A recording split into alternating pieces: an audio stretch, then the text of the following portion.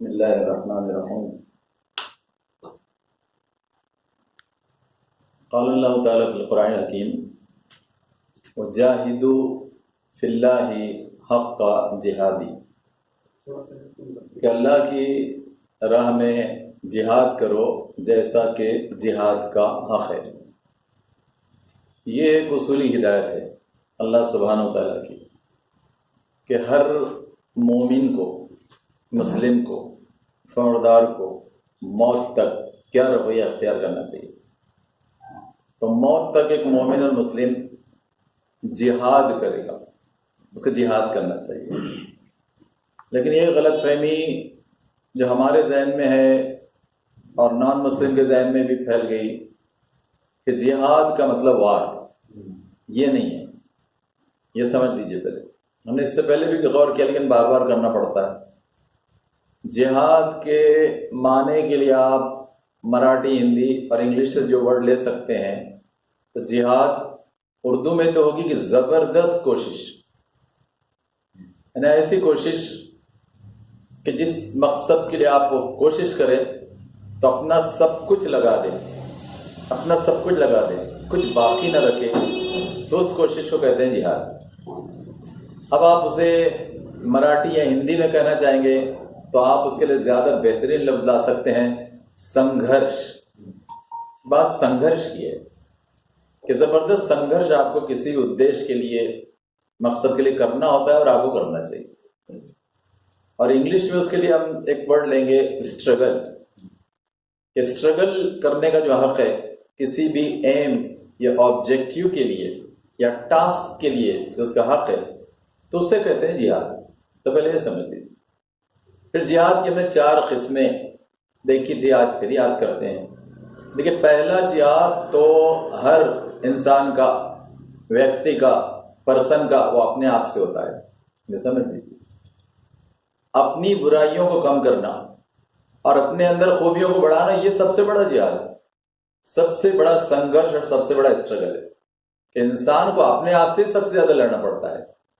صبح نیند سے اٹھتے وقت، کسی برائی سے رکتے وقت، کسی بھی اچھائی کو کرنے کے لیے اس کو سب سے پہلے اسٹرگل، سنگھرش، جہاد اپنے آپ سے کرنا پڑتا ہے. تو نمبر 1 جہاد، اسٹرگل، سنگھرش اپنے آپ سے. دوسرا جہاد، سنگھرش، اسٹرگل جو ہوگا وہ بیوی بچوں سے کرنا پڑتا ہے. ہاں، بہت حیرت کی بات ہے کہ دوسرا جو جہاد، سنگھرش، اسٹرگل کرنا پڑتا ہے وہ بیوی بچوں سے کرنا پڑتا ہے، کیونکہ وہی نہیں مانتے. اکثر ایسا ہوتا ہے کہ آپ ایک سچی، حق کی، اچھی بات کہیں کہ بیوی نہیں مانیں گے، بچے نہیں مانتے. ذہن تو بہت اچھے بچے ہیں، تو اب دیکھیں ایسا اکثر ہوتا ہے کہ بچے ہی نہیں مانتے. تو دوسرا جہاد، سنگھرش، اسٹرگل تو آپ کو بیوی اور بچوں سے کرنا پڑتا ہے، کسی بھی حق کے لیے، کسی بھی سچائی کے لیے، کسی بھی ٹروتھ کے لیے. اور تیسرا جہاد، اسٹرگل اور سنگھرش وہ سماج سے کرنا پڑتا ہے. سماجی مخالف ہوتا ہے. سماج آسانی سے آپ کو اچھا کام کرنے نہیں دیتا، سماج آسانی سے آپ کو سچا کام کرنے نہیں دیتا. سماج چاہتا ہے کہ آپ ان کے ساتھ چلیں، ان کے اپروچ، ان کے ایٹیٹیوڈ کے ساتھ رہیں، چاہے وہ برا ہو یا اچھا ہو. ان کو یہ برا لگتا ہے کہ آپ اچھائی کریں اور وہ برائی کرتے ہیں، ان کو یہ برا لگتا ہے. تو تیسرا اسٹرگل، سنگھرش، جہاد ہے وہ تو سماج سے کرنا پڑتا ہے. اور چوتھا جو جہاد ہے اب وہ ہے وار، قتال، یدھ، وہ چوتھا ہے. 3 تو نارمل ہے جو ہر رابرٹ ریٹا کو بھی کرنا پڑتے ہیں، ہر رمیش رشمی کو بھی کرنا پڑتے ہیں، اور ہر رشید رشیدہ کو کرنا پڑیں گے. وہ 3 جہاد، 3 اسٹرگل، 3 سنگھرش.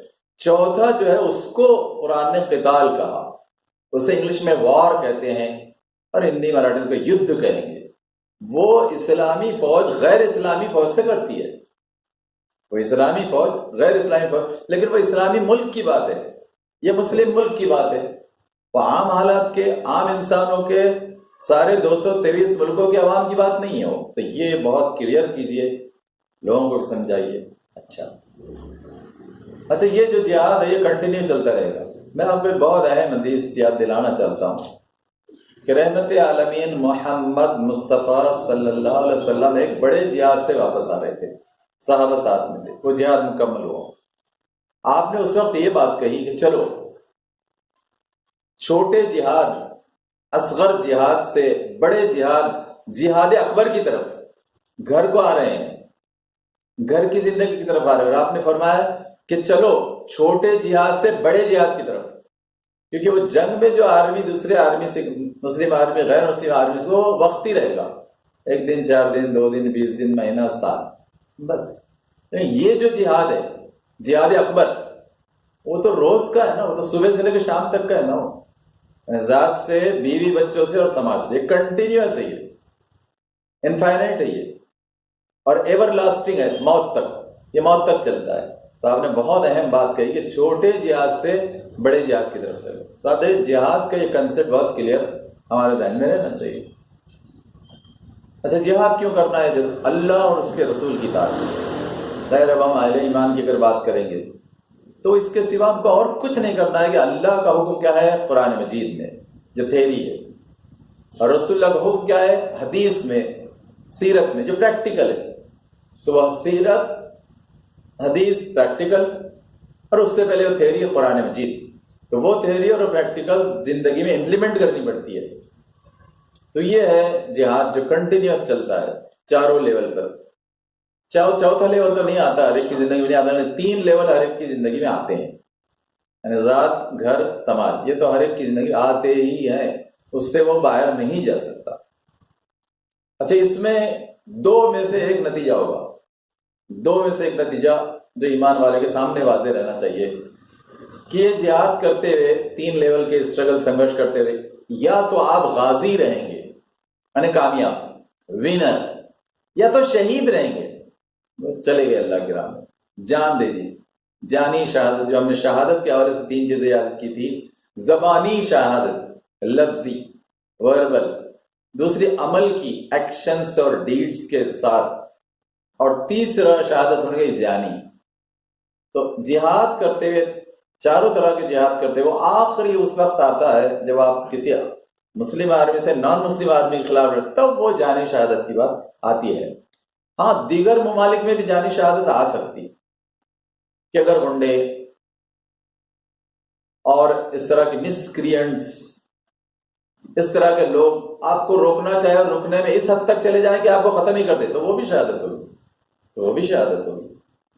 کہ کسی بھی سماج میں آپ اللہ اس کے رسول کی اطاعت کرنا چاہتے ہیں، اطاعت کی بات کہتے ہیں، اور اس اطاعت کی بات کرنے اور کہنے سے اگر آپ کو کوئی ختم کر دے تو وہ بھی شہادت ہے، گرچہ کہ کسی آرمی کے خلاف نہیں تھی اور آپ کسی آرمی میں، لیکن آپ انفرادی سطح پر، ویکتک، انڈیویجول لیول پہ بھی اگر مارے جاتے ہیں تو وہ شہادت ہے۔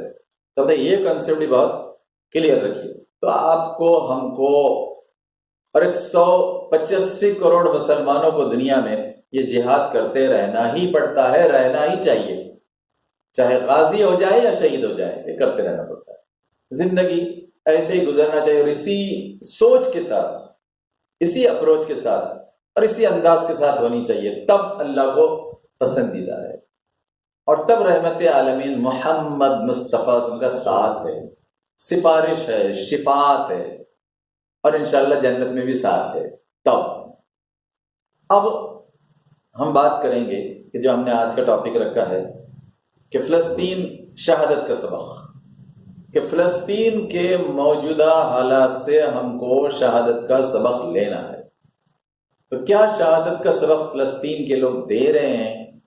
تو ہم نے اس سے پہلے کہ 2 گفتگو جب کی تھی فلسطین کے بارے میں، بیت المقدس کے بارے میں، مسجد اقصی کے بارے میں، تو اب دیکھ یہ بھی ذہن میں کلیئر رہنا چاہیے کہ مسجد اقصی، بیت المقدس، یہ کعبے کے بعد سب سے محترم مقام ہے، اور تیسرے نمبر پر مسجد نبوی ہے، کیونکہ پہلے کعبہ بنا، ریکنسٹرکشن کی بات کر رہے ہیں 4000 سال پہلے ابراہیم علیہ السلام کے دور میں، ورنہ وہ تو آدم علیہ السلام سے، لیکن ریکنسٹرکشن 4000 سال پہلے کا، ابراہیم علیہ السلام کے دور کا، اور آپ نے 40 سال کے بعد جو آپ نے 6 ملکوں میں کام کیا تھا، تو جب آپ فلسطین گئے تو وہاں پھر آپ نے 40 سال کے بعد وہ دوسرا مرکز بنایا تھا، بیت المقدس، مسجد اقصی، تو وہ دوسرا مرکز ہے۔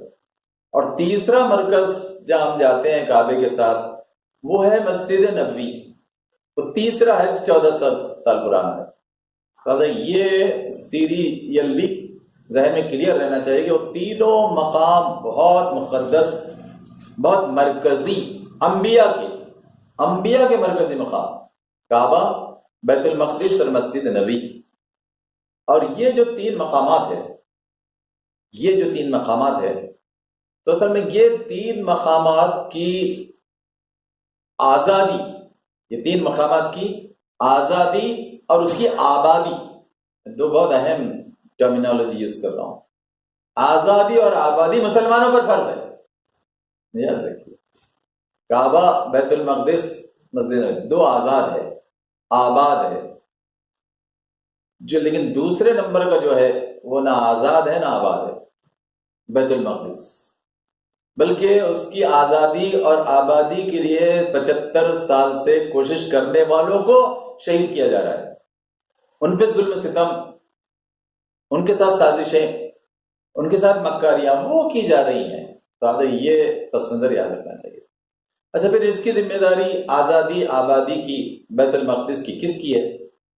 تو آپ دیکھیں اس میں پھر ہم کو سلسلے وار کہ وہ دائرہ، سرکل، جس سرکل اور سرکلز میں ذمہ داری آئیں گی اس کو بھی بہت کلیئر رکھنا پڑتا ہے کہ بیت المقدس کی آزادی اور آبادی کا سب سے پہلا فرض فلسطینیوں کا کہ وہ اس کے لیے جان، مال، وقت، صلاحیتیں سب لگائے، اور ان کی اکثریت لگا رہی ہے. دوسرا حق وہ عرب ممالک کا ہے. پہلے تو 4 عرب ممالک جو بازو ہے، ایک طرف ہے لیبنان، ایک طرف ہے جارڈن، اردن، اور ایک طرف کارنر سے ہے ایجپٹ، اور ایک طرف سے ہے سیریا، شام. یہ 4 وہ ممالک ہیں پہلے بنیادی طور پر کہ جن کی ذمہ داری ہے کہ یہ جو لوگ اللہ کی راہ میں، اللہ کے اس دوسرے گھر کی آزادی آبادی کے لڑ رہے ہیں، اس کے لیے سب کچھ لگا دیں، اپنی فوج لگا دیں، اپنے وسائل، ذرائع، آرمز، ایمیونیشن، پرسن، سب لگا دیں. یہ ان پر فرض ہے. اور اس کے بعد اطراف میں پھر وہ دائرہ جب پھیلتا ہے عرب ممالک کا، وہ 17 عرب ممالک ہے جس میں اور آتے ہیں، پھر عرب بھی ہیں، کچھ دوسرے بھی ہیں، کرد بھی ہیں، جیسے ترکی ہے، عراق ہے، سعودی عرب ہے، اور وہ جو سارے عرب رہیں گے، لیبیا وغیرہ، وہ سب 17 کے قریب ہے. اور پھر اور وہ دائرہ جب پھیلتا ہے سرکل، تو پھر ذمہ داری ہے 57 مسلم ممالک کی، وہ چاہے جہاں بھی ہو، چاہے امیجیٹ نیبر، پڑوس ہو نہ ہو، ان کی ذمہ داری ہے کہ وہ 3 گھروں میں سے دوسرے گھر کے سلسلے میں آزادی آبادی کے لیے سب کچھ لگائیں. تو یہ ترتیب سے ہمیں غور کرنا پڑتا ہے. اب ہم اس سلسلے میں یہ دیکھنا چاہتے ہیں کہ عملاً یہ کر رہا کون ہے. تو آپ دیکھیں 3 طرح سے پہلے جائزہ لینا ہے ہم کو کہ ایک تو فلسطینی مجاہدین خاندان یہ کیا کر رہے ہیں، دوسرے مسلم پڑوسی ممالک وہ کیا کر رہے ہیں، کیا نہیں کر رہے ہیں، تیسرے وہ جو ظلم کر رہا ہے یہودی غنڈہ ریاست، جیوش ٹیررسٹ اسٹیٹ. حالانکہ اس کو اسٹیٹ کرنا صحیح نہیں ہے، وہ سب ظلم کی پر بنائی گئے، لیکن چلیے تسلیم کرنا پڑے گا جو ایگزسٹنگ صورتحال ہے کہ یہودی غنڈہ ریاست، اس کا جائزہ لینا پڑے گا. اور تیسرا جائزہ لینا پڑے گا کہ یو ایس، یو کے، اور انہوں نے کھڑی کی ہوئی اپنی ہی مدد سے اور اپنی ہی Ghulam you N O, European ممالک، اور ان کی مار میں، ان کی بات میں، ان کے تسلط میں جو 125 ممالک رہتے وہ، اور پھر باقی کے ممالک 223 کنٹریز میں سے.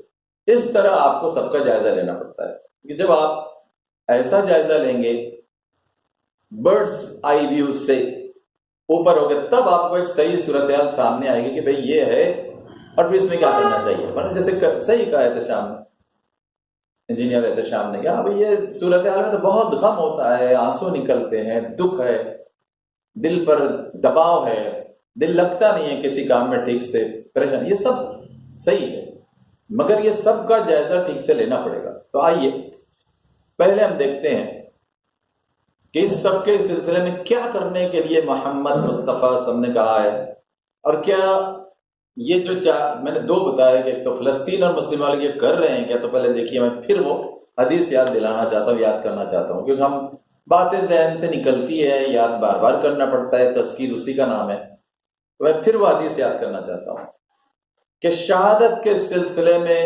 اور شہادت ایسے ہی موقعوں کے لیے کہ اللہ کا دوسرا گھر اگر غلام ہے اور وہاں کے لوگ ظلم کا شکار ہے اور وہاں آزادی نہیں ہے، آبادی نہیں ہے، تو آپ دیکھیں اس کے لیے رسول اللہ صلی اللہ علیہ وسلم نے اپنی زندگی میں کیا کیا اور کیا کرنے کے لیے کہا، تو آپ کو پہلے وہ حدیث سامنے رکھنی پڑتی ہے، بخاری و مسلم کی، ابو ہریرہ رضی اللہ عنہ پیش کی میں نے آپ کے سامنے رکھی تھی، جس میں رحمت عالمین نے یہ فرمایا تھا والذی نفسی بیدی، اس اللہ کی قسم جس کے قبضے میں میری جان ہے۔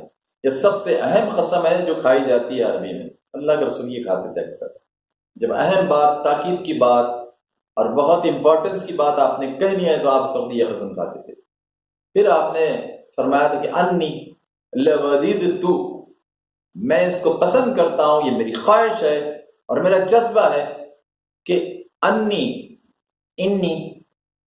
اقاتل فی سبیل اللہ، کہ میں اللہ کی راہ میں لڑوں، وار یدھ کی بات کر رہے ہیں، اگر ایسا موقع ہے جیسے اس وقت فلسطین کا ہے یا ایسے جہاں بھی موقع ہوں گے، تو آپ نے اس حوالے سے بات کہی تھی کہ انی اقاتل فی سبیل اللہ۔ پھر آپ نے 3 بار وہ بات کہی تھی کہ جو بہت اہم اور بہت چونکا دینے والی ہے کہ فَأُقْتَلُوا ثُمَّ أُحْيَا، فَأُقْتَلُوا ثُمَّ أُحْيَا، فَأُقْتَلُوا ثُمَّ أُحْيَا، کہ میں لڑوں، میں مروں اور پھر زندہ کیا جاؤں، میں مارا جاؤں پھر زندہ کیا جاؤں، میں مارا جاؤں پھر زندہ کیا جاؤں۔ کتنی اہم بات ہے۔ ایک تو رحمت عالمین ایسے موقعوں سے، ایسی سچویشن میں، ایسی پوزیشن میں جان کی بازی لگانا چاہتے ہیں، مارے جانا چاہتے ہیں پھر زندہ کیا جانا چاہتے ہیں، مارے جانا چاہتے ہیں پھر زندہ کیا جانا چاہتے ہیں، مارے جانا چاہتے ہیں اور پھر زندہ کیا جانا چاہتے ہیں۔ کیا ابو ہریرہ رضی اللہ عنہ، کیا صحابہ چونک گئے کہ اس حد تک، شہادت اس حد تک، یدھ اس حد تک، اور وار اللہ کے لیے، اللہ کے حکموں کے لیے، ان 3 گھروں کے لیے یا ایسے جو چیزیں ہوں گی فرائض کی چیزیں، اس کے لیے اس حد تک کرنا ہے، ہاں اس حد تک کرنا ہے۔ تو یہ تو پہلے سبق ملا رحمت عالمین محمد مصطفیٰ صلی اللہ علیہ وسلم کی زندگی سے، ٹھیک۔ پھر اس کے بعد جو 2 حدیثیں میں نے اس سے پہلے بھی یاد دلائی تھی وہ بہت اہم ہے۔ پہلی کہ جس میں صحیح مسلم 4930 4930 صحیح مسلم، تو اس میں رحمت عالمین نے فرمایا تھا کہ جس کے دل میں شہادت کی تمنا ہے، شہادت کی تمنا ہے، مگر اس کی موت بستر پر آئے تب بھی وہ شہید ہے، ہم کو اور کیا چاہیے؟ تمنا تو رکھیے، آرزو تو رکھیے کہ اگر ایسا موقع جب بھی آئے گا تو میں، میری بیوی، میرے بچے تیار رہیں گے شہادت کے لیے، تیار ہیں، جانی شہادت کے لیے، زبانی عملی تو دیتے ہی رہیں گے کنٹینیوس موت تک، لیکن اگر وہ موت جانی شہادت کا ہی موقع آیا تو وہ جانی شہادت کے لیے بھی ہم تیار رہیں گے۔ کہتے ہیں یہ بات رحمت عالم نے فرمایا، صحیح مسلم 4930، اس کے بعد والی حدیث، اس کے بعد ہی والی حدیث صحیح مسلم 4931، اس میں رحمت عالم سے ان لوگوں کے بارے میں کہا کہ جن کے دل میں شہادت کی آرزو بھی نہیں ہے، تو آپ نے فرمایا کہ سنو، جو مومن شہادت کی تمنا کیے بغیر مر گیا وہ منافق کی موت مرا۔ یہ اس کے بارے میں فیصلہ ہو چکا، اب وہ طے کرے اس نے کیا لینا ہے، فیصلہ ہو چکا کہ جس کے دل میں شہادت کی آرزو بھی نہیں ہے کہ نہیں مجھے ایسے موقع آئے تو لڑنا ہے اور جان بھی دینی ہے، بیوی بچوں کو بھی تیار کرنا ہے، وہ بھی نہیں رہا، تو رحمت اللہ پھر وہ منافق کی موت، وہ دوغلا تھا، دتونڈی تھا، اور ایسا ڈیول مائنڈڈ تھا کہ کیا ایمان اور کیا کفر بس بیچ میں گھوم رہا تھا۔ تو ایسے منافق اور دوغلوں کے سلسلے میں آپ نے یہ بات ارشاد فرمائی۔ اب اس پس منظر میں جائزہ لیجیے، کیا وہ فلسطین کے لوگ مجاہدین، اچھا ذرا وہاں کا بھی جائزہ لے لیجیے، ہم نے پچھلے بار تاریخ کا جائزہ لیا تھا کہ 75 سال سے جو کوشش ہو رہی ہے ان فلسطینیوں کی، جو وہاں 1947 میں 50 لاکھ تھے، اور وہ تعداد میں نے ابھی دیکھی تو وہ جو آئے تھے یہودی وہاں بسائے گئے تھے، جو لوٹے پیٹے کٹے تھے جرمنی سے، ان کی تعداد 82,000 کی تھی. میں نے اس کو پہلے غلطی سے 5 لاکھ کہا تھا، اب میں نے ایگزیکٹ دیکھا اس کو تو صرف 82,000 تھی. 50 لاکھ فلسطینی تھے اس وقت، جو ابھی فلسطین ہے، جس کو غداری سے اس نے اسرائیل لکھ لیا. لیکن فلسطین جو 47 کے اٹلس میں نقشے میں ہے، تو وہاں 50 لاکھ سے زیادہ فلسطینی تھے اور 82,000 یہودی لا کر بسائے گئے تھے. لیکن پچھلے 75 سالوں میں یو ایس، امریکہ، یو کے، برطانیہ اور اس کے الائڈ جو کنٹریز ہے، انہوں نے اتنا ظلم، اتنی دشمنی، اتنی غداری، بغاوت اور مکاری کی کہ جو اصل وطنی تھے، جو اصل جن کا ملک تھا اور جنہوں نے مہربانی کی تھی ان مظلوموں پر، اس وقت مظلوم تھے کہ ان کو ہٹلر نے مارا تھا، اس لیے ان کو انہوں نے جگہ یہاں لا کر دیا. لیکن وہ پورا پلان کا حصہ تھا کہ ہاں اب ان کو ہم کو یہاں بسا کر اب تو فلسطینیوں کو نکالنا ہے یہاں سے آہستہ آہستہ آہستہ. تو 75 سال پہلے کا وہ منصوبہ ہے کہ لا کر 82,000 کو بسایا گیا اور اس کے بعد جناب 50 لاکھ کو نکالنے کی کوشش کی. یہ 75 سال پہلے کی بات کہہ رہا ہوں. اس میں پھر آپ دیکھیں گے فلسطینیوں کو بھی آپ کو وہ سارے روپ میں دیکھنا پڑتا ہے. کچھ تو وہ مجاہدین ہیں کہ جنہوں نے جانوں کی بازیاں لگا دی ہیں 75 سال سے، لیکن وہ اس پر راضی نہیں ہوئے کہ بیت المقدس ان کے قبضے میں جائے اور وہ بیت المقدس کو ڈھا دیں. میں بات کہہ رہا ہوں وہ ہرے گنبد والی مسجد کی، میں پیلے گنبد والے چٹان کی بات نہیں کر رہا ہوں. یہودی پیلے چٹان کی گنبد کو نہیں گرانا چاہتے، کیونکہ وہ چٹان کے بارے میں تو ان کا احساس ہے کہ ہمارے 12 قبیلوں کے جو چشمے نکلے تھے وہ چٹان ہے وہ. اور مسلمانوں کا خیال ہے کہ رحمت عالمین نے براق کو جس چٹان کے ساتھ باندھا تھا وہ چٹان ہے وہ. لیکن اس کے بارے میں کوئی حتمی حدیث نہیں ملتی، حتمی حدیث نہیں ملتی، تاریخ ہے. یہودی گرانا چاہتے ہیں اس مسجد کو، مسجد اقصی کو جو ہرے گنبد کی ہے، ویسا ہی گنبد جو مسجد نبوی کا ہے، وہ اس گنبد والی مسجد کو گرانا چاہتے ہیں. اور وہ پیلے گنبد اور ہرے گنبد والی مسجد میں فاصلہ لگ بھگ 500 میٹر کا ہے. لیکن وہ پورا ان کا خیال ہے کہ 3000 سال پہلے جو ہیکل سلیمانی بنا تھا، ہم اس ہیکل سلیمانی کو پھر سے بنانا چاہتے ہیں، کیونکہ وہ ہماری عظمت کا نشان ہے داؤد علیہ السلام، سلیمان علیہ السلام کے حوالے سے. اور وہ یہ سوچتے ہیں، عقیدہ رکھتے ہیں کہ ستارہ داؤد، اسٹار آف ڈیوڈ، وہ ہماری بلندی کا نشان ہے. اس لیے ہر چیز میں وہ اسٹار لاتے ہیں. اسٹار چینلز بھی لائے تھے انہوں نے فحاشی کے لیے، ٹھیک ہے، اچھے انفارمیشن کے لیے تھی، لیکن فحاشی پھیلانے کے لیے بھی اسٹار چینل ہی آیا تھا. تو اسٹار جو ہوتا ہے وہ ان کا مارک ہے، سمبول ہے کہ ستارہ داؤد ہے. تو وہ چاہتے ہیں کہ داؤد علیہ السلام اور سلیمان علیہ السلام کے دور میں ہمارا جو اقبال تھا، ترقی تھی، بلندی تھی، وہ ہم لانا چاہتے ہیں.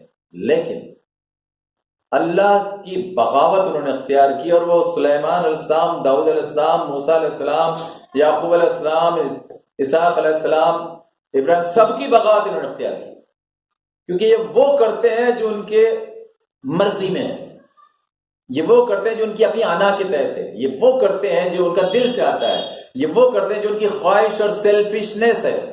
یہ وہ نہیں کرتے ہیں جو صحف ابراہیم میں ہے، یہ وہ نہیں کہتے جو اسحاق علیہ السلام اور یعقوب علیہ السلام نے حکم دیا، یہ وہ نہیں کرتے ہیں جو تورات میں ہے، انہوں نے تو تورات ہی بدل دی، تلمود بنا دی. یہ وہ نہیں کرتے ہیں جو داؤد علیہ السلام کی زبور میں اور سلیمان علیہ السلام کی تعلیمات میں ہے. یہ وہ نہیں کرتے کہ جو انہی میں آئے ہوئے انجیل کے ذریعے عیسیٰ علیہ السلام پہ بھی ہے، وہ نہیں کرتے، اس کے خلاف کرتے ہیں. انہوں نے تو انجیل ہی بدل دی. سینٹ پال نے گہری سازش کے تحت وہ جو 12 حواری تھے اس میں سے 4 نے انجیلیں پیش کی تھی، 5 نے، تو انہوں نے تو وہی بدل دی اور سینٹ پال نے اس کو بنا دیا بائبل.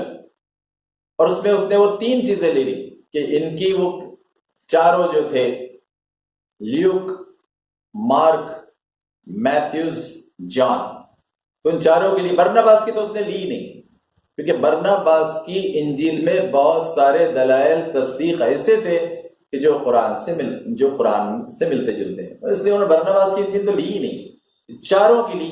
اور اس طرح لی کہ اس نے پھر اس میں کئی جو تبدیلیاں تھیں وہ تبدیلیوں کے ساتھ، پھر اس نے اولڈ ٹیسٹمنٹ، اس میں 3 حصے بنائے ہیں، بائبل میں 3 حصے ہیں. ایک تو ہے اولڈ ٹیسٹمنٹ، تو وہ تلمود کا حصہ ہے کہ جو موسیٰ علیہ السلام، داؤد علیہ السلام، سلیمان علیہ السلام وغیرہ کے سلسلے میں چیزیں ہیں، لیکن وہ بھی صحیح نہیں ہے، مصدقہ نہیں. اس کو بھی یہودی بہت پہلے بدل چکے، 33 سال پہلے، 30 سال پہلے اس کو بدل چکے. لیکن وہ حصہ ہے اولڈ ٹیسٹمنٹ، عہد نامہ قدیم، مراٹھی والے کہتے ہیں زنا قرار نامہ. دوسرا حصہ ہے نیو ٹیسٹمنٹ، عہد نامہ جدید، نوا قرار نامہ. اس میں انہوں نے یہ جو چاروں کی انجیل ہے وہ اس نے لایا ہے.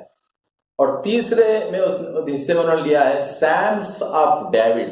سیم یعنی نغمے، گیت، اور انہوں نے جو بھری ہوئی چیزیں ہیں، اور داؤد علیہ السلام کے حوالے سے اس کو بھر دیا ہے. تو یہ 3 چیزیں اب بائبل میں. تو انہوں نے کتابیں باقی نہیں رکھی، احکامات باقی نہیں رکھے، اللہ کی اطاعت نہیں کرتے، رسولوں کی بغاوت کرتے، اور اس حد تک بغاوت کی کہ بنی اسرائیل کے کئی انبیاء کو انہوں نے قتل کیا. ان کی یہ تاریخ ہے. تاریخ میں اگر آپ پیچھے جائیں تو یہ ہے. تو یہ بہت باغی لوگ ہیں. 4000 سالہ ان کی بغاوت کی، آتنکواد کی، دہشتواد کی، ٹیررزم کی تاریخ ہے. 4000 سال کی. انہوں نے جناب 1947 کے بعد سے جو کوششیں کی، اور مجھے بہت حیرت بھی ہوئی اور بہت افسوس بھی ہوا جب میں پڑھ رہا تھا ہرتزل کو، HERTZEL، ہرتزل 1966 میں ایک پلان بناتا ہے. اس نے بینکنگ کا ایک بہت بڑا جال پھیلایا، اور اس سے پہلے جو تحریک تھی فری میسنیوں کی، وہ تحریک کے ساتھ اس نے یہ بنائی، اور پھر انٹرنیشنل زائنسٹ آرگنائزیشن انہوں نے بنائی، جس کو ہم عربی میں اردو کہتے ہیں صہیونی. انہوں نے یہ کیا کہ انہوں نے کہا کہ دیکھو ہم پہلے مالی معاملات پر کنٹرول کریں گے سود کے ذریعے، کیونکہ آپ قرض سود کے ذریعے جتنا دیں گے آپ اتنا لوگوں کو کنٹرول کر سکتے ہیں. تو ایک ان کا بڑا تھا. اور میں دوسری چیز بتائی تھی پورن، فحاشی پھیلا، فحاشی سے لوگ کنٹرول میں آتے ہیں. نمبر 3، حکومت کرنے والے جو خاندان رہتے ہیں ان میں سازشیں کرنا، ان سے قریب ہونا، ان کو کنٹرول کرنا. اور چوتھا، لوگوں کو نشہ وغیرہ کی عادتوں میں ڈال دینا، نشے کی چیزوں میں.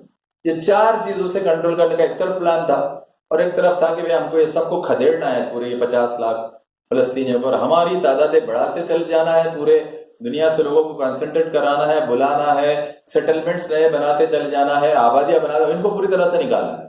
یہ پلان ہے. 66 میں اس نے ایک بات کہی تھی جس پر مجھے حیرت بھی افسوس، نے کہا تھا کہ 50 سال سے زیادہ نہیں لگیں گے کہ ہم فلسطین پر پورا قبضہ کر لیں گے. اس نے 67 میں کہا تھا، اور 17 میں ان کا پورا قبضہ تھا 50 سال کے بعد. لیکن اس کے لیے کام، قربانی، سازشیں، مکاریاں، لوگوں میں پھوٹ ڈالنا، یہ وہ سب کرتے رہتے، یہ سب کرتے رہتے. یہ ان کی تاریخ ہے. اب آپ دیکھیں اس کا جو اثر پڑ رہا ہے فلسطینیوں پہ، کہ انہوں نے کیا کیا. فلسطینی جو تھے وہاں پر 50 لاکھ، انہوں نے کئی پر اتنا ظلم کیا، ان کی زندگی اتنی تنگ کر دی کہ وہ چھوڑنے پر مجبور ہو گئے. دیکھیں ایمان والے ہر طرح کے ہوتے ہیں، مضبوط بھی ہوتے ہیں، کمزور بھی ہوتے ہیں، عافیت پسند بھی ہوتے ہیں. لوگوں نے کہا کہ ہجرت کر لو. انہی فلسطینیوں میں سے 75 سال میں بھائی ہجرت کر لو نا، کیا یہاں رہ کے فائدہ. انہوں نے ہجرت کی. مگر دیکھیے ہجرت کب کی جاتی ہے کہ جب آپ کو ایسی تعداد بھی نہ ہوگی جس کے تحت آپ لڑ سکتے. اور ہجرت کب کی جاتی ہے کہ جب ایسے ملک میں آپ ہیں کہ جہاں ایسی کوئی اللہ کا مرکز نہیں ہے، وہاں سے آپ ہجرت کر سکتے. لیکن جہاں اللہ کا دوسرا مرکز ہے وہاں سے آپ ہجرت نہیں کر سکتے. وہاں تو آپ جان کی بازی لگا دیں گے، کیونکہ جان تو ایسی بھی جانی ہے 60 سے 80 میں، وہ ڈیوریشن ہے ہی کتنا 60 سے 80 نا.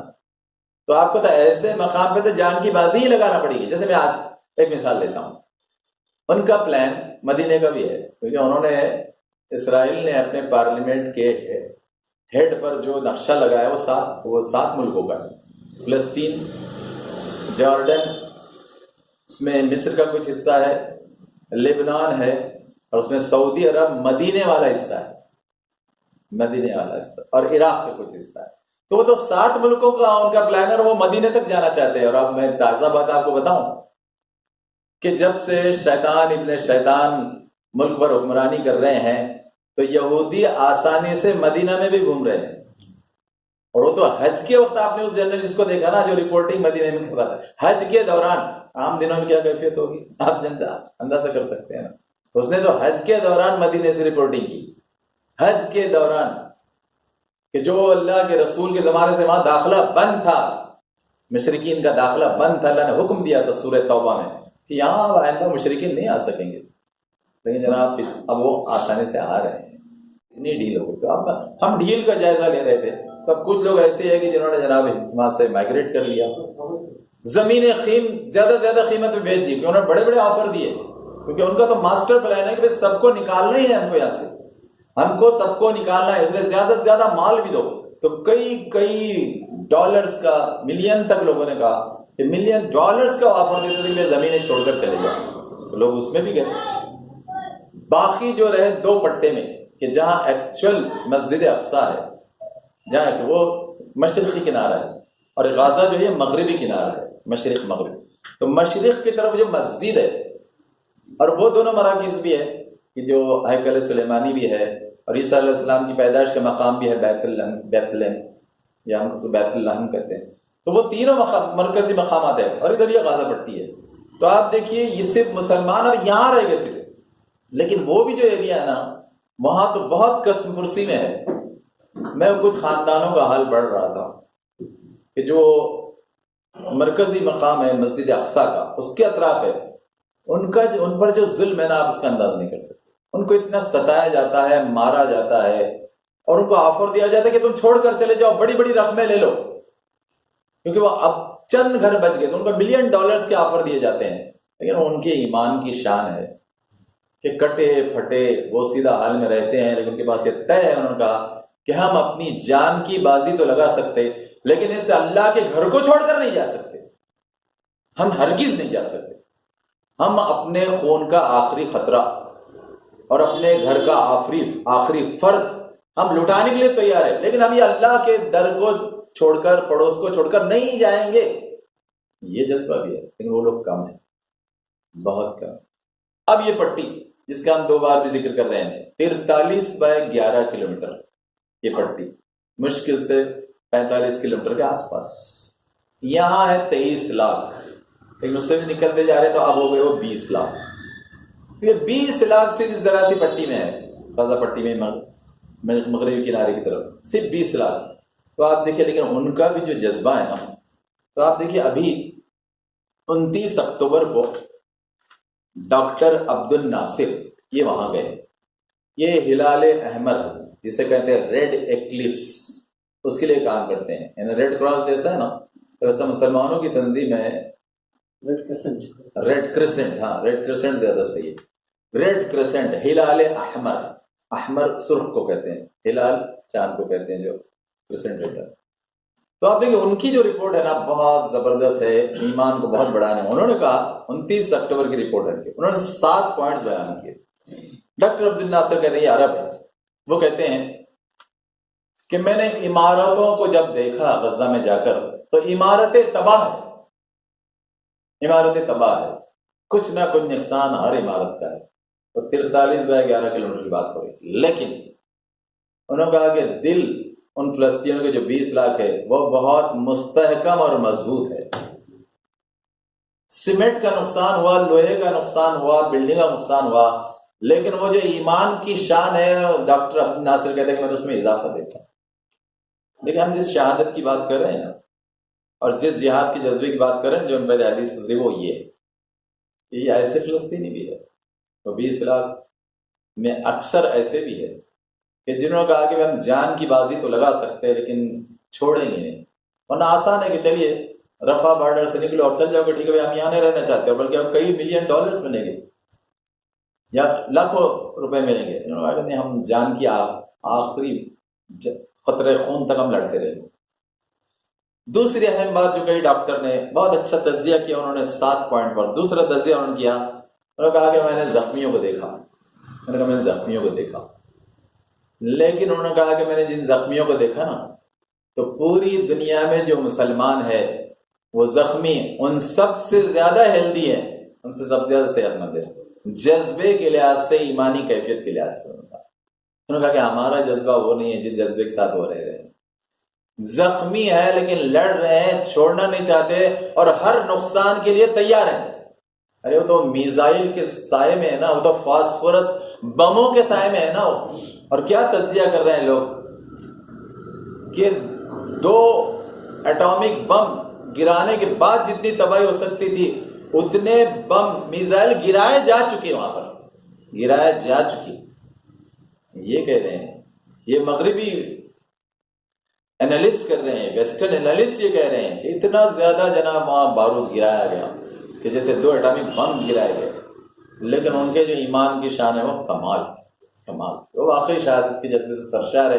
اور اس بڑے جہاد، چھوٹے جہاد میں لگے ہوئے ہیں. بڑے جہاد سے تو مستقل گزر رہے ہیں 75 سال سے، لیکن چھوٹے جہاد میں لگے ہوئے ہیں وہ 7 اکتوبر سے اس میں بھی لگے، اس بڑے جہاد چھوٹے جہاد کے ساتھ.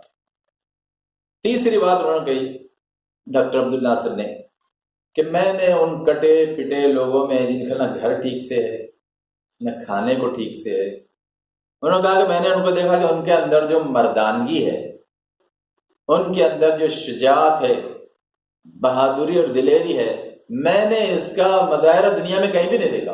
انہوں نے کہا میں تو جاتا ہوں ریڈ کریسنٹ کے تحت، میں دنیا میں جاتا رہتا ہوں. انہوں نے کہا کہ میں نے ایسے لوگ آج تک نہیں دیکھے کہ جو اس جذبے کے ساتھ سرشار آج بھی، یعنی 29 اکتوبر کو 7 تاریخ کے بعد سے 22ویں دن کی وہ رپورٹ پیش کر رہے ہیں. پھر وہ چوتھی بات کہتے ہیں، چوتھا پوائنٹ انہوں نے کہا کہ جو ہمارے حوصلوں کو بڑھانے کے لیے اور ہم کو تیار کرنے کے لیے میں پیش کر رہا ہوں، ان کی جو رپورٹ پیش کر رہا ہوں. انہوں نے کہا کہ روٹی، پانی یا رقم جو بھی ان کے پاس ہے، روٹی، پانی، رقم، انہوں نے کہا کہ وہ سب بانٹ کر استعمال کرتے ہیں، وہ خود غرضی نہیں ہے کہ نہیں کھا لو ہمارے گھر کے لیے کر لو. انہوں نے کہا کہ یہ جو اخوت، بھائی چارگی، کہ ہم سب بھائی ہیں، مصیبت میں ہے. انہوں نے کہا کہ یہ جو اخوت کا میں نے عظیم مظاہرہ دیکھا، میں نے اور یہ مظاہرے نہیں دیکھے. اس حال میں وہ فلسطینی مجاہدین جناب شہادت کا مظاہرہ پیش کر رہے ہیں. 5ویں بات انہوں نے کہی کہ نیٹ ورک اسرائیل کا چلتا تھا، اسرائیلی کمپنی کا چلتا تھا، وہ اسرائیلی نیٹ ورک بند ہے، مگر وہاں کے لوگ مصری نیٹ ورک اور خود اسرائیلی نیٹ ورک میں سے جو ویوز لے لی جاتی اس سے اپنے کام لیتے ہیں برابر. یعنی آپ دیکھیں وہ پیرلل یہ ساری چیزوں پر کام کر رہے ہیں کہ مصری نیٹ ورک سے کتنا فائدہ اٹھایا جاتا تھا، اسرائیلی نیٹ ورک سے کتنا، وہ برابر اس پر بھی کام کر رہے ہیں اور اس کے ساتھ رہ رہے ہیں. 6ٹھی بات انہوں نے کہی، جارڈن کی تعریف کی انہوں نے. ڈاکٹر عبد الناصر کہتے ہیں کہ جارڈن، اردن، اس کی جو میڈیکل فیلڈ کے لیے لوگ آئے ہوئے ہیں اور اپنی ہاسپٹل کی فیسلٹی دے رہے ہیں، انہوں نے کہا وہ کمال کی ہے، وہ بہت اچھے سے اس پر لگے اور بہترین فیسلٹیز کو دے رہے ہیں. اس کے بعد انہوں نے ایک بات کہی، 7واں پوائنٹ انہوں نے کہا کہ رفح بارڈر پر جب میں اندر گیا، باہر میں نے بہت غیر سے اسرائیلی فوجیوں کو دیکھا، وہ نگرانی کر رہے ہیں نا. انہوں نے کہا کہ ان پر خوف، ان پر روب اور ان پر بدحواسی طاری ہے. حالانکہ پورا امریکہ پیچھے ہے، پورا یو کے پیچھے ہے، سارے الائڈ فورسز ہے، 125 کنٹریز ہے. انہوں نے کہا کہ ایسے خوف کا شکار ہے، بدحواسی کا شکار ہے، روب کا شکار ہے کہ دیکھے نہیں ملتی. اس کیفیت ان کو دیکھا، حالانکہ پورے لیس ہے، سر سے لے کے آنکھوں تک پورے آرمز کے ساتھ لیس ہے، لیکن خوف اور بزدلی، بدحواسی کا یہ عالم ہے ان کا. اور 8ویں چیز انہوں نے پیش کی، انہوں نے کہا کہ غزہ جیت گیا. کیوں؟ یہ جذبہ کافی ہے نا. ان کا 8ویں اور آخری جو تجزیہ تھا، انالیسس تھا، تو ڈاکٹر عبد الناصر کہتے ہیں غزوہ جیت چکا. کیونکہ ایسی حالت میں بھی اگر کوئی اللہ کی راہ میں ڈٹا ہوا رہے اور اس دوسرے عظیم الشان کو گھر کی آبادی، آزادی کے لیے وہ جان دینے تیار ہے، ایسی کہ تو ان سے زیادہ جیتنے والا اور کون ہو سکتا؟ تو ہارے ہوئے یہودی غنڈے ہیں، ہارے ہوئے یہودی غنڈے ہیں، اور جیتا ہوا غزہ ہے وہ 20 لاکھ جو 43/11 کلومیٹر رہتا ہے. یہ جناب پیاری کیفیت انہوں نے پیش کی. میں نے آپ کو ایک منظر اس سے پہلے ہی بتایا تھا، ذرا وہ آج بھی یاد کیجیے. سارے گھر تباہ، بس ذہن سے تھوڑا بڑی عمر کا بچہ وہ اپنے گھر کے کھنڈر پر بیٹھا ہوا ہے اور میں نے آپ کو کہا کہ سورہ بقرہ آیت 151 سے 155 پڑھ رہا ہے، اور وہ یہ آیت پڑھ رہا ہے کہ وَلَنَبْلُوَنَّكُمْ بِشَيْءٍ مِّنَ الْخَوْفِ وَالْجُوعِ وَنَقْصٍ مِّنَ الْأَمْوَالِ وَالْأَنفُسِ وَالثَّمَرَاتِ، وہ یہ پڑھ رہا ہے۔ کہہ رہے یہ تو اللہ کا وعدہ ہے، یہ تو اللہ کا وعدہ ہے، شہید ایسے ہی شان کے ہوتے ہیں، مجاہدین اسی شان کے ہوتے ہیں، اللہ ایسے ہی آزمانا چاہتا ہے۔ تو وہ آیت پڑھ رہا ہے، وہ جو 5ویں آیت، اس میں 151 سے 155 کے بیچ کی آیت ہے۔ تو کیا پڑھ رہا ہے کہ اللہ تعالیٰ تو صاحب پہلے بتا چکا کہ وَلَنَبْلُوَنَّكُمْ، ہم تو تم کو آزمائیں گے۔ بلا، نبلوہ کا جو بیس اور روٹ ورڈ ہے وہ بلا ہے، بلا آزمائش، بلا ایگزامینیشن، بلا ٹیسٹ، ٹرائل۔ اللہ تعالیٰ صاف فرما چکا سارے مسلمانوں سے سورہ بقرہ میں، کہہ رہے ہم سب کی آزمائش کرنے ہی والے ہیں۔ لیکن ہم کو جو شہادت کا سبق لینا ہے ان سے سبق لیتے وہ 20 لاکھ سے، کہ وہ بچہ کہہ رہا ہے کہ اللہ تعالیٰ تو یہ صاف فرما چکا نا، میں اس گھر کے لیے کیا رہوں، میں اس اجڑے گھر کے لیے، اجڑے مسکن کے لیے، اپنے قربان شہداء رشتہ دار میں کیوں رہوں؟ کیونکہ اللہ تعالیٰ تو صاف فرما چکا نا کہ وَلَنَبْلُوَنَّكُمْ بِشَيْءٍ، کہ ہم ایسی چیزوں سے تو آزمائیں گے، 5 چیزوں سے آزمائیں گے۔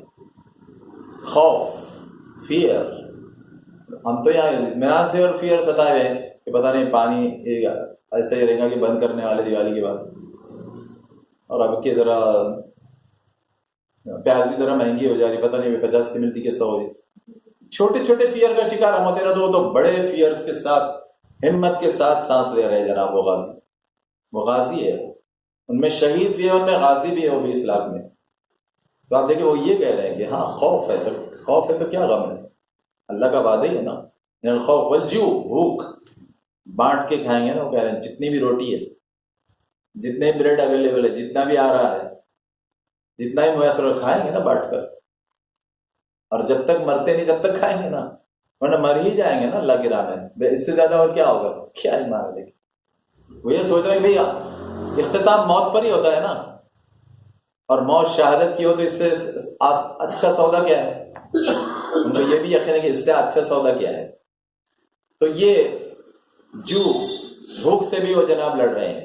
اور تیسرا جو اللہ تعالیٰ فرمایا نقص من الاموال، مال کا نقصان، تو آپ تو کیا کہیں، گھر ہی نہیں رہا، چیزیں نہیں رہی، چیزیں رکھنے کی جگہ ہی نہیں رہی، تو اموال کی بھرپور نقصان ہے نا، لیکن وہ ایک پوری چٹان کی صورت بنے ہوئے ہیں۔ تو تیسرا نقصان بھی زبر نقص من الاموال والانفس، جان کا نقصان بھی۔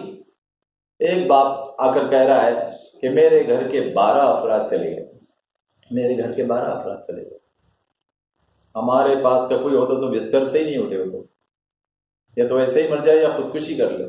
وہ کہہ رہا ہے کہ لیکن میں مطمئن ہوں کہ وہ سب جنت گئے، وہ سب جنت گئے، اور میں منتظر ہوں، میں بھاگ نہیں رہا، میں رفع بڑھ کراس کر کے باہر نہیں جاؤں گا، میں منتظر ہوں کہ میں بھی ان سے جا کر ملوں نا اسی کیفیت میں کہ شہید ہو جاؤں۔ باپ یہ کہہ رہا ہے 12 لوگوں کو قربان کرنے کے بعد۔ تو نفس کے نقصان کو وہ اس طرح برداشت کرے۔ اور پھر آخری بس ثمرات، 5واں ثمرات، پھل، ثمرات، آمدنیاں، فصلیں، وہاں کچھ بھی نہیں۔ یہ تو ہمارے سوچنے کی چیز ہے کہ ہمیں انکم ذرا کم ہو رہی ہے کیا، فصل کم آ رہی ہے کیا، یا اگر باغات ہے تو فروٹس، یہ تو ہمارا مسئلہ ہے۔ ان کے پاس تو یہ سب ہے ہی نہیں، وہ سب داؤ پہ لگا چکے اور وہ سب داؤ پہ لگا رہے ہیں۔ تو آپ دیکھیے یہ بھارت کے اور دنیا کے سارے مسلمانوں کے لیے جو 185 کروڑ، ان کے لیے سبق ہے شہادت کا، کہ وہ شہادت اس شان سے دی جاتی ہے، اور شہادت میں اس شان سے اطمینان کیا جاتا ہے، اور اس شان سے جمع ہوا رہنا چاہیے، اس شان سے استقامت ہونا چاہیے، اس شان سے تم کو لگے رہنا چاہیے۔ ہم کو یہ سبق دے رہے ہیں نا، کیسے یہ سبق دے رہے ہیں۔ پھر اس کے بعد ایک بات جو میں آپ سے کہنا چاہتا ہوں کہ آپ دیکھیے کہ اب یہ وہ مجاہدین کی بات ہوئی، 20 لاکھ مجاہدین کی بات ہوئی، ان میں جو مخلص ہیں ان کی بات ہوئی، بہت سے ایسے بھی بھاگنا چاہتے ہیں، بھاگ رہے ہیں، رفح بارڈر کھلی تو بھاگ رہے ہیں، وہ اللہ کا دوسرا عظیم شان گھر چھوڑ کر بھاگ رہے ہیں، اور اس کو ٹوٹنے ختم ہونے کے لیے چھوڑ کر بھاگ رہے ہیں، ایسے بھی ہے۔ میں نے اس سے پہلے آپ سے کہا تھا کہ دیکھیے فلسطینی حکومت میں 2 گروہ ہے نا، الفتح گروپ اور حماس گروپ۔ تو حماس گروپ اور اس کے لوگ تو لڑ کر جان دینے کے لیے تیار ہے۔ فتح گروپ کے پہلے ہی نوبل پرائز لے چکے امن کا، بھاگ کر ڈر کے خوف سے، اور آج بھی بھاگ نہیں چاہتے ہیں، رفع بارڈ سے بھاگ نہیں چاہتے ہیں، پتا کہ گروپ کی اکثر ہے، لیکن حماس گروپ کے جو لوگ ہیں ان میں کوئی آتنکوادی نہیں ہے، کوئی دہشت وادی نہیں ہے، کوئی ٹیررسٹ نہیں ہے، ان کے گھروں سے ان کو جو نکالا جا رہا ہے اس کے لیے لڑنے والے گھر کے لوگ ہیں۔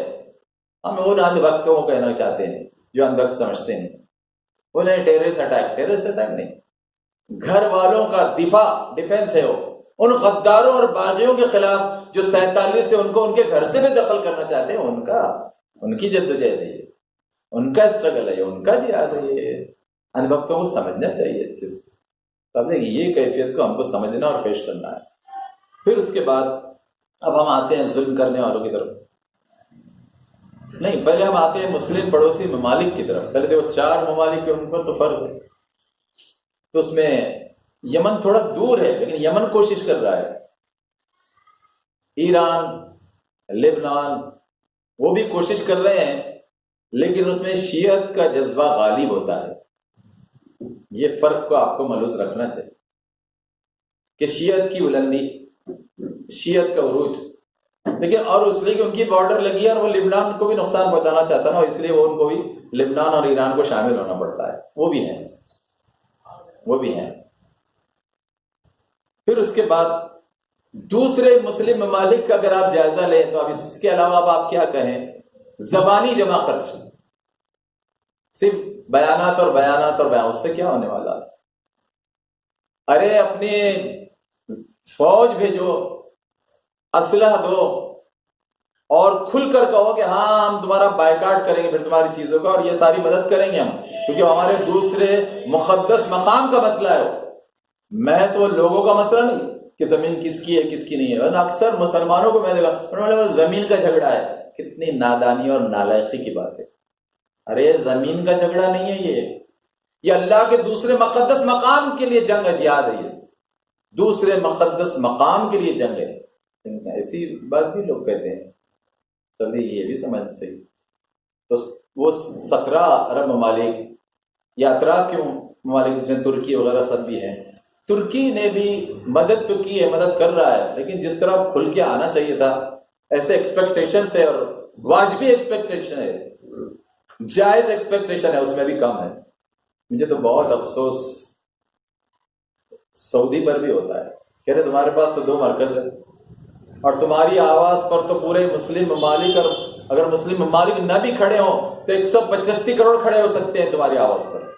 کیا چلیے دونوں مقدس مقامات کے لوگ یہ اعلان کریں کہ یہ کرنا ہے تو چلو یہ کریں گے، تو لوگ تیار ہو جائیں گے۔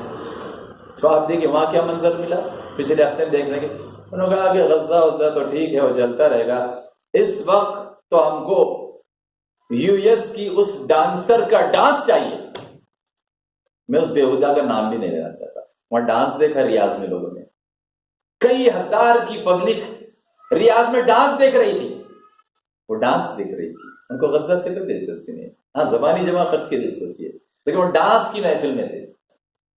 تو یہ بے غیرتی، یہ بزدلی اور یہ بے حسی، یہ ہم دیکھ رہے ہیں شیطان ابن شیطان لوگوں کے پاس، شیطان ابن شیطان، ان کے پاس یہ منظر دکھ رہا ہے۔ زبانی جمع خرچ افغانستان نے بھی کیا کہ ہاں یہ ظلم ہو رہا ہے، ایسا نہیں ہونا چاہیے، ارے تو پھر کیجئے نا کچھ۔ اب ادھر اپنے ملک کی بات تھی تو بہت دکھا رہے تھے، قوت ہمت طاقت دکھائی بھی، شکست بھی 4 بڑی بڑی طاقت، ادھر آپ بھی کچھ کیجئے نا، ذرا اس موقع سے بھی کچھ آئیے نا۔ OIC organization of Islamic countries 57 ممالک کی ایک اجلاس لے لیا انہوں نے، ان کا کام ختم ہو گیا۔ اجلاس سے کام ختم ہوتے ہیں؟ صرف ایک جلسہ لینے سے اور اس میں مذمت کرنے سے اور پروٹیسٹ کا ریزولوشن پاس کرنے سے وہ رکیں گے؟ غدار باغی اور انٹرنیشنل ٹیررسٹ گنڈے وہ رکیں گے؟ اس سے پوری تاریخ ہے۔ میں نے آپ سے اس سے پہلے کہا تھا کہ UN میں امریکہ کے خلاف فلسطین کو لے کر اور اسرائیل کے خلاف فلسطین کو لے کر 35 سے زیادہ ریزولوشن پاس کیے ہوئے، لیکن ایک کو بھی امپلیمنٹ نہیں کیا گیا۔ اس کی حیثیت ہی کیا، حقیقت ہی کیا؟ اور ایک سیکنڈ رینک کا بڑا آفیسر، اس نے تو ریزائن کیا، UN سے ریزائن کیا، اس نے کہا کہ تم اس کیفیت میں ہو کہ ظلم کو روکتے نہیں اور باتیں بناتے ہو صرف، بلکہ سیکریٹری جنرل جو وہاں کا ہے اس سے یہودی غنڈوں نے کہا کہ تم کو استعفیٰ دینا چاہیے، کہ تم نے ہمارے خلاف سچ کیسے کہا. وہ تو اس سے کہہ رہے کہ تجھے استعفیٰ دینا چاہیے. تو ان کی غنڈہ گردی کی تو یہ انتہا ہے. تو دیکھیے کیفیت یہ ہے. پھر اس کے بعد ہم جائزہ لینا چاہتے ہیں کہ یہودی غنڈہ ریاست، یہودی غنڈہ ریاست غنڈہ یاہو کی سرپرستی میں. تو آپ دیکھیں غنڈہ یاہو کی سرپرستی میں یہ جو یہودی غنڈہ ریاست ہے، تو آپ دیکھیں اس کا اگر آپ پچھلے 2-3 سال کا جائزہ لیں تو چونکہ غنڈہ یاہو کی مقبولیت نہیں، اس کے خلاف کئی چارجز لگ چکے تھے کہ اس کو اب سزا دینی تھی، اس کو سزا دینی تھی. تو اس نے امریکہ کو لے کر، یو کے کو لے کر سازشیں کی اور زبردستی 2-4 تنظیموں کو لے کر زبردستی آ کر بیٹھ گیا ان کی مدد سے، کیونکہ اس کا خاتمہ کیا جانا تھا، اس کو ہٹایا جانا تھا. اس کی پالیسی سے ناراض تھے یہودی خود اس کی پالیسی سے ناراض تھے. تو اس لیے جناب اس نے کیا اور وہ بڑا حملہ کرنا چاہ رہا تھا. یہ رپورٹ پوری آئی حماس کی طرف سے اور ایکسپرٹ ذرائع کہ وہ خود بڑا حملہ کرنا چاہ رہے تھے، اس لیے اس سے پہلے حماس نے حملہ کیا اور صحیح کیا حماس نے کہ پہلے حملہ کر دیا، ورنہ وہ بڑے نقصانات سے 2-4 ہو جاتے اگر ان کا انتظار کرتے رہے. تو اس کی اپنی ذاتی مجبوری ہے، اس کی اپنی سازشوں کی مجبوری ہے جس کے لیے غنڈہ یاہو یہ سب کرنا چاہ رہا تھا. اور کل کی بات ہے، کل کی کہ غنڈہ یاہو جس آفیشیل گھر پر رہتا ہے تو 20,000 لوگ وہاں پر اس وقت جلوس لے کر بیٹھے رہے. 20,000 لوگ جو اس سے کہہ رہے کہ تو ریزائن کر کیونکہ تیری غلط پالیسیز اور تیرا طرز یہ ہم کو پوری دنیا میں غیر محفوظ کر رہا ہے. پوری دنیا میں بات صرف یہ یہاں 75 لاکھ کی نہیں ہے یہودیوں کی، بلکہ اور دنیا میں جو 80 لاکھ ہے، دنیا میں 80 لاکھ ہے، کل 1,55,00,000 ہے.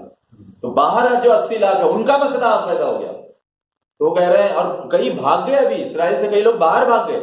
یہ کیفیت جو میزائل گر رہے ہیں ان پر، تو کئی لاکھ بھاگ گئے. تو اس لیے وہ احتجاج کر رہے ہیں. تو 20,000 کا مجمع جناب اس وقت اس کے گھر کے اطراف ہے جو کہ تو ریزائن کر. اور کئی ربی جو دوسرے ملک میں صاف کہہ رہے ہیں کہ غنڈہ یاہو ہم یہودیوں کو بدنام کر رہا ہے. وہ بڑے بڑے جلوس نکال رہے ہیں. لندن کا جلوس تو بہت بڑا جلوس تھا، ہزاروں لوگ اس میں موجود تھے جو ٹیمز کے جناب اس پورے پل پر سے گزرے. پیرس میں ابھی 2 دن پہلے جلسہ ہوا اور کنٹینیوس ہو رہے ہیں. امریکہ میں تو کئی جگہ سے جلوس اور مظاہرے ہو رہے ہیں. تب دیکھیے ایسا نہیں ہے کہ یہ یہودی غنڈے ان کو ختم کر کے بہت اطمینان سے رہ سکیں گے اور بہت اطمینان کا فیوچر رہے گا. ہرگز نہیں. یہ صورتحال بتا رہی ہے اور اس کو وہ خود محسوس کر رہے ہیں. اور 80 لاکھ زیادہ محسوس کر رہے ہیں جو باہر ہے، اور جو 75 لاکھ میں تھے وہ بھاگ رہے ہیں کہ چلو سیف زون میں چلے جاؤ. وہ بھاگ رہے ہیں، وہ اس کیفیت کو محسوس کر رہے ہیں. اور پھر آپ دیکھیے کہ اقتصادی سطح پر بھی یعنی اکنامیکل حیثیت سے بھی کئی عرب ممالک جو بائیکاٹ کیا اس کے اثرات بھی پڑ رہے ہیں. ان کے نقصانات ہو رہے ہیں، وہ بھی ان کے لیے فکر مندی کا بہت باعث ہے کیونکہ یہ ساری سازشوں اور کاموں کے لیے تو پیسہ چاہیے نا ان کو. اسی سے تو وہ ملکوں کو خرچ بھی دیتے ہیں اور جناب ساری سازشیں اور کانسپیریسیز کرتے ہیں نا. تو وہ مسئلہ بھی ان کے ساتھ آ رہا ہے. اس پر بھی کئی لوگوں نے سوالات رہا ہے. اب ایک آرٹیکل آیا تھا پچھلے ہفتے میں، ایک بہت بڑا جرنلسٹ ہے US کا، اس کا نام ہے فرائیڈ مین بہت لاجیکل جرنلسٹ ہے. اس نے جناب 6 چیزیں پیش کی اور اس کا ہیڈنگ یہ تھی، اس کا اردو ترجمہ یہ ہے. اس نے کہا کہ اگر آپ اسرائیل کے دوست ہیں تو آپ کو پریشان ہونا چاہیے. اس کی ہیڈنگ یہ ہے کہ if you are a friend of Israel then you should be disturbed. آپ کو پریشان ہونا چاہیے. کیوں؟ اس نے کہا کہ آپ کیا سمجھتے ہیں کہ سب مارے جائیں گے؟ یہ سب آسانی سے زہر ہو جائے گا غزہ اور اس کے آفٹر ایفیکٹس نہیں آئیں گے؟ تو اس نے 6 پوائنٹس اس طرح کے پیش کیے کہ نہ تم ان کو ختم کر سکو گے، نہ تم اپنی جو اکنامی ہے اس کو برقرار رکھ سکو گے، نہ تم امریکہ اور UK کا ہمیشہ ایسا ساتھ لے سکو گے، نہ عالمی سطح پر جو عام پبلک ہے تم ان کا ساتھ لے سکو گے، اور نہ تم آزادی سے گھوم پھر سکو گے. اس نے بالکل ایسے 6 لاجیکل پوائنٹس لیے تو تم کو زیادہ پریشان ہونا چاہیے. یہ سارے آفٹر ایفیکٹس آنے والے ہیں، چاہے وہ 20 لاکھ پورے ختم ہو یا نہ ہو، یہ آفٹر ایفیکٹس آنے ہی والے ہیں. تو فرائیڈ میں نے بہت کھل کر یہ بات رکھیے، جناب یہ بھی چیزیں آ رہی ہیں۔ پھر اس کے بعد آخری بات جو میں نے کہنا چاہتا وہ یہ کہ دیکھیے اس کے اثرات میں اور کیا ہوگا۔ ہم پھر واپس آتے ہیں، فلسطینی اگر 20 لاکھ بھی مارے جائیں، ہاں میں تو بالکل آخری کا سوچ رہا ہوں، تو کیا ہوگا؟ چلیے کیا ہوگا؟ وہ کہاں جائیں گے؟ سمجھے 20 لاکھ شہید ہو گئے، کہاں جائیں گے؟ جنت جائیں گے نا۔ آپ میں کہاں جانا چاہتے؟ رسول اللہ کہاں جانے کے لیے لڑنا چاہتے؟ رسول اللہ کون سی آرزو کے لیے دعا کر رہے تھے اور نہیں کرنے والے کو منافق کہہ رہے تھے؟ شہادت کی نا۔ تو میں تو آخری اینڈ پر جا کر بات کرتا ہوں کہ اگر 20 لاکھ بھی ختم شہید ہوں گے نا، لیکن یہ سب مطمئن رہ سکیں گے کہ نہیں؟ دیکھیے بعد میں پھر یہ ہونے والا ہے کہ اگر خدا نہ خواستہ یہ بات بڑھی اور بڑھتی چلی گئی تو اب مسلم حکومتیں جو ہے 57 وہاں کی عوام اٹھے گی، وہاں کی عوام اٹھے گی اپنے حکمرانوں کے خلاف۔ وہ وقت آئے گا کہ وہاں کی عوام حکمرانوں کے خلاف اٹھے گی۔ اور کیا ہوتا ہے دیکھیے ہر چیز، ابھی ہم نیچے زمین پر جائزہ لے رہے ہیں، اب اگر اوپر جا کر غور کریں کہ اللہ تعالیٰ کا ایک اپنا پلان ہے نا، ماسٹر پلان ہے اللہ المائٹی، وہ بھی تو اپنا کام کرے گا نا۔ وہ کیا کام کرے گا؟ وہ پہلے تو اللہ تعالیٰ تو یہ دیکھتا ہے، اور اس کے لیے سارے لوگوں کو اس نے بھیجا کہ ہاں بھائی یہودی ظلم کی کن کیفیتوں کو بڑھتے ہیں، اللہ تعالیٰ وہ جائزہ لینا چاہتا ہے کہ ٹھیک ہے ان کا ظلم دیکھ لیتے ہیں، کیونکہ کل یہ قیامت میں نہ کہیں کہ ہم کو موقع نہیں ملا، توبہ کا موقع نہیں ملا، واپس آنے کا موقع۔ ہم میں سے آتے تھے کچھ لوگ، آتے تھے سوچتے تھے تو چلو ان کو بھی ان کا موقع دے دو۔ شہید ہونے والوں کو موقع دو کہ ہاں بھی تم اپنے جان کی بازی کہاں تک لگا کے شہادت کا مرتبہ حاصل کرنا چاہتے ہو، ان کو ان کا موقع۔ مسلم حکمرانوں کو، ان کی عوام کو ان کا موقع کہ تم کیا کر رہے ہو۔ اب جو موقع ہے کرنے کا تو اس میں تم کیا کر رہے ہو، کیا کر رہے ہو، کیا کر سکتے ہو، تم کچھ کر رہے ہو۔ اور پھر اس کے بعد پوری انسانیت 804 کروڑ ان کو لے کر تم ظلم کے خلاف ہمیشہ ایسے خاموش بیٹھے رہو گے، تماشائی رہو گے؟ ان کا بھی جائزہ ہے نا۔ اور اس کے اثرات آفٹر ایفیکٹس تم پر بھی آنے والے ہیں نا۔ جنگ کے اثرات اور وہ جو خوف رہے گا وہ پوری بات کے حالات میں وہ سب پر آنے والے ہو، وہ 223 ملکوں پر آنے والے اس کے اثرات۔ تو اب دیکھیں سب کو بھی اپنا جائزہ لینا پڑے گا نا، سب کو اپنا جائزہ۔ تو اب یہ ساری کیفیتوں سے غور کرنے کی ضرورت ہے۔ اچھا پھر آ جائیے واپس، ہم کیا کریں؟ بھارت میں ہم کیا کر سکتے ہیں؟ بھارت میں ہم دعائیں کریں گے۔ میں نے کہا کہ 5 نمازوں میں بھی کریں گے، اور جب خیال آتا ہے یا رات کی وہ خاص نماز میں بھی لیٹے ہوئے اٹھے ہم کو مسلسل دعائیں کرتے رہنا چاہیے۔ اس سے کیا ہوتا ہے؟ ہمارا ایمان مضبوط رہتا ہے، ہمارا جہاد کا شہادت کا جذبہ مضبوط رہتا ہے، ہمارا اللہ سے تعلق مضبوط رہتا ہے، اور وہ جو مایوسی کی کیفیت، ڈپریشن کی کیفیت وہ کم سے کم ہوتی چلتی ہے کہ ہاں بھائی وہ جو کر رہے ہیں وہی ہم نے کرنا ہی ہے، وہ جو کر رہے ہیں صحیح کر رہے ہیں، جو رسول اللہ نے کیا، جو رسول نے کہا وہی کر رہے ہیں، وہ کر رہی ہیں، اور یہ ہو نہیں ہے۔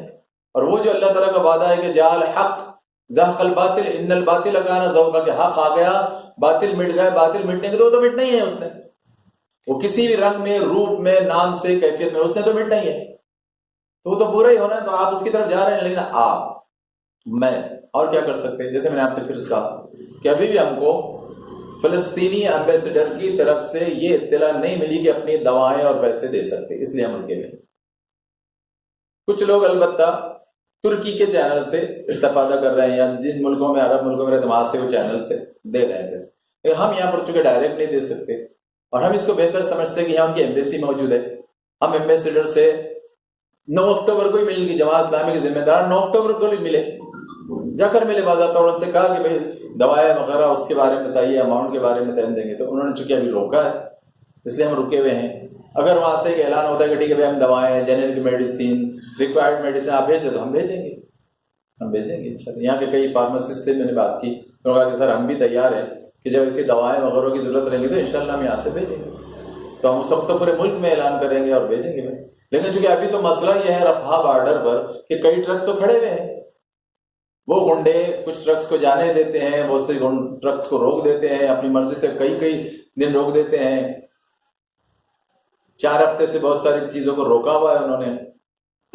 تو آپ دیکھیں یہ صورتحال، اس لیے ہم رکے ہوئے ہیں، لیکن دعائیں جاری رکھیں گے، اور اپنے اپنے مقام پر وہ جو تینوں حدیث ہے کہ شہادت کی آرزو، شہادت کی کوشش، شہادت کی تیاری، تو وہ جاری رہے گی نا، تو یہ ہے شہادت کا سبب۔